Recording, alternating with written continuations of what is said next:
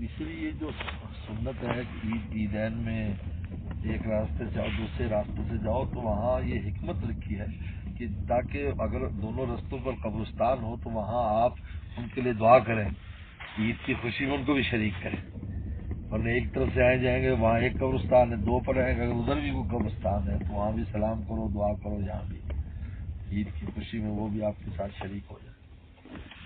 یہ ایمان کی بنیاد پر جو ہے اکاؤنٹ کھلا رہتا ہے۔ اس لیے یہ جو بعض لوگ کہہ دیتے ہیں کہ بھائی صرف ایصال ثواب، اس میں 3 صدقہ جاریہ اور باقی شمار نہیں کرتے، حالانکہ خود ایمان ایک ایسا وہ ہے، تعلق ہے جو اولاد اور دوسری چیزوں سے زیادہ بڑھ کر تعلق ہے، لہذا کوئی بھی مومن کسی مومن کے لیے وہ کرتا ہے۔ اسی وجہ سے ہمیں پابند کیا گیا دعا ربنا اغفر لنا ولاخواننا الذین سبقونا بالایمان، ہمیں بخش دے اور پہلے جو گزرے ہیں آدم السلام تک سب کو بخش دے۔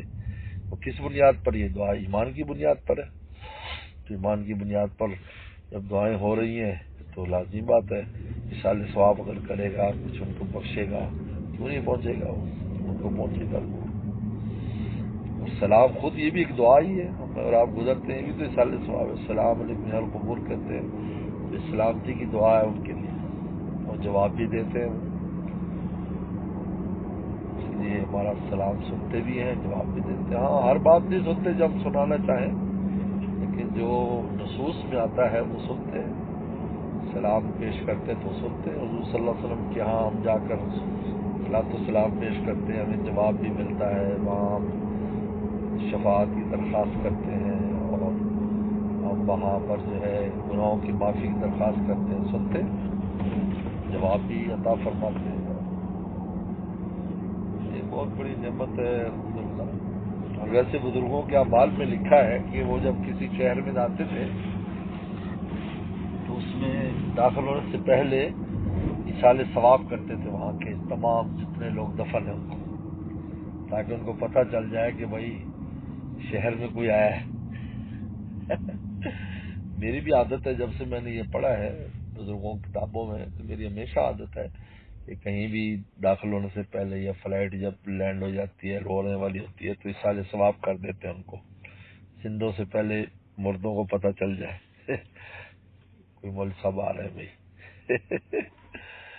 تو یہ ایک عجیب عمل لکھا ہے تاکہ ان لوگوں کو بھی فائدہ پہنچے آپ کے آنے سے۔ مومن ایمان والا تو ہر ایک مفید ہی مفید ہے دوسرے کے لیے، الحمدللہ۔ دن میں جو ہم درود پڑھتے ہیں، جی اگر ہمیں خصوصاً حضور صلی اللہ علیہ وسلم کو بھیجنا ہے، جی وہ تو جب بھی ہم پڑھتے ہیں وہ تو چلے جاتے جاتے جی ہیں، جی جی جی۔ اگر خصوصی طور پر بھیجنا ہو تو کیسے؟ وہ دیکھو درود شریف تو آپ ہی کے لیے خاص ہے، جی باقی آپ ایصال ثواب جو ہے وہ صرف آپ کو بھیجا جا سکتا ہے، جیسے تلاوت کریں صلی اللہ علیہ وسلم کے لیے، صدقہ کریں صلی اللہ علیہ وسلم کے لیے، جیسے قربانی کی وسلم کے نام پر، تو یہ پھر خاص وسلم کے لیے ہوتا ہے۔ اگر آپ مخصوص کرتے نیت کر لیں گے تو آپ کے لیے مخصوص اس طرح آپ ہی کو پہنچتا ہے، اس لیے اس کا بھی الگ سے اہتمام کرنا چاہیے۔ میں نے ایک بزرگ کے واقعات میں پڑھا کہ وہ ایصال ثواب بہت کرتے تھے، لیکن وہ آدم السلام سے لے کر وسلم تک تمام انبیاء السلام کو بھیجتے، اور تو حضور صلی اللہ علیہ وسلم خواب میں آئے، آپ نے فرمایا کہ بھائی کبھی ہمیں بھی بھیج دیا کرو، صرف ہمیں بھیج دیا کرو، کیونکہ اعزاز ہوتا ہے نا، ایک آدمی مہمان ہوتے تو اس میں آپ کا جی ہمارے یہ چیف گیسٹ ہے، تو ان کو آپ خاص چیز پیش کرتے ہیں، چیف گیسٹ تو اس کا اعزاز ہے نا، تو فرمایا کبھی صرف ہمیں بھیج دیا کرو۔ اس وقت سے میں نے اپنے معمول بنا لیا، میں 2 وقت تلاوت کرتا ہوں، ایک وقت تلاوت میں سب کے لیے، اور ایک وقت صرف حضور صلی اللہ علیہ وسلم کے لیے تلاوت، بس کسی اور کو شریک نہیں کرنا ہے آپ کے لیے۔ اس طریقے پر والدین میں بھی ہے کہ صرف والد کو بھیج دیا، صرف والدہ کو بھیج دیا، یہ بھی ایک خاص اعزاز ہوتا ہے، عمومی تو ہم بھیجتے ہی ہیں سب کو۔ یہ ایک بڑا اہم نقطہ لکھا ہے یعنی واقعات میں بزرگوں کے، کیونکہ ان میں تو تجربات زیادہ اہمیت رکھتے ہیں، کیونکہ غیب کا معاملہ ہے، تو کوئی خواب میں یا کوئی اس قسم کی چیز آئی ہے تو اس سے گائیڈنس مل جاتی ہے انسان کو. تو حضور صلی اللہ علیہ وسلم درود شریف تو آپ ہی کے ساتھ خاص ہے. وہ تو ہم جب خصوصاً جمعرات کی رات اور جمعے کا دن کا وظیفہ ہی درود شریف ہے, کثرت سے پڑھنا چاہیے بس, اور کوئی یہی پڑھے بس, ہر چیز موقوف کر دیں.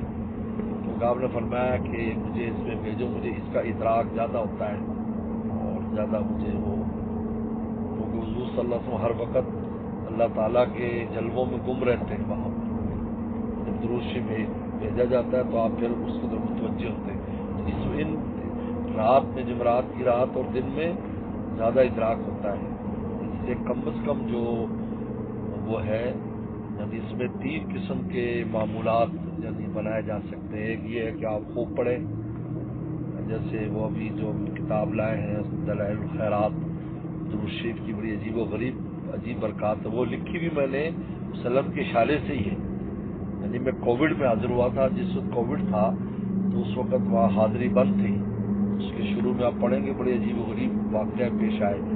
پھر میں حاضری پر 3 دن کے بعد حاضری کھلی, 4 دن کے بعد حاضر ہوئے تو ان کے لکھنے کا اشارہ, اس کو مرتب کرنے کا اشارہ ہوا کہ اس کو مختصر کیا جائے, کیونکہ وہ لمبی بہت ہے. اس میں اور چیزیں ایڈ ہیں جو لوگوں نے ایڈ کی ہیں اور علماء بزرگوں نے کی ہیں وہ بھی, لیکن اب اس وقت وہ ہے نہیں, پڑھنے کے لیے وقت نہیں. پھر اس کو میں نے مختصر شائع کیا. پھر وہ شائع ہوئی, 2 سال لگ گئے.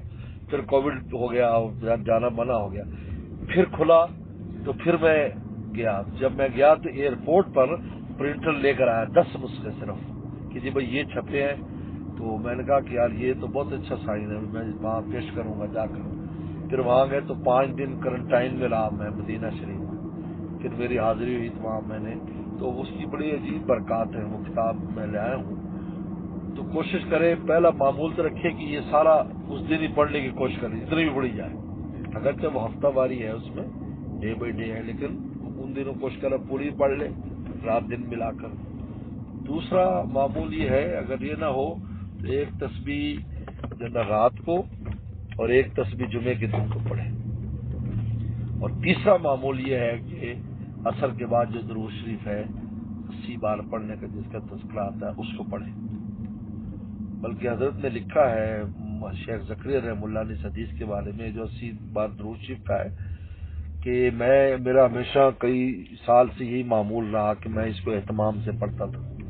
تو ایک بار نبی کریم صلی اللہ علیہ وسلم خواب میں آئے تو آپ نے فرمایا کہ زکریا تم سے ہم نے کام لینا ہے, یہ فرمایا. تو میں گھبرا گیا. میں نے کہا کہ حضرت میں تو کسی کام کا نہیں ہوں, میں کیا کام کروں گا. تو فرمایا ہم نے کب کہا تم نے کام کرنا ہے, ہم کہہ رہے ہیں ہم نے کام لینا ہے. ہم نے کام لینا ہے. پھر اللہ تعالیٰ نے وہ کہتے پھر ایسی کام اللہ تعالیٰ نے ان سے لیے پورے عالم میں, انہوں نے بنیادیں عجیب و غریب ڈال دی. آپ کے چپاٹا میں جو جامعہ بنا حضرت ہی تشریف لائے تھے, عبدالرحیم مطالعہ صاحب. انگلینڈ میں جو ہوا یہ ایسے کام ہے کہ حیرت ہوتی ہے. انگلینڈ میں وہ مدرسہ ہی بنیاد بن گیا پورے انگلینڈ پر, دینی فضا کا, جگہ جگہ علماء, مدرسے, مکتب.